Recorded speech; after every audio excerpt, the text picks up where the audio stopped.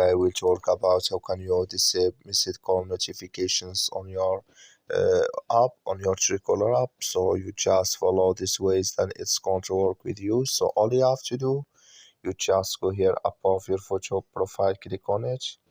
So then it's going to take you to a profile. It's going to show for you like this here.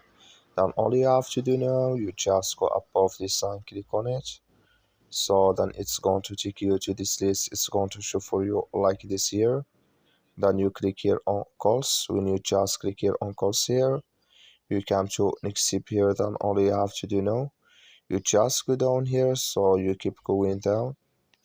So then you come here to missed call notifications. Just clicking this sign or this color. Like you see color, it's gone. That's mean missed call notifications disabled with us now. That's all you have to do. That's all. Thank you for watching. Don't forget to support us by liking, subscribe.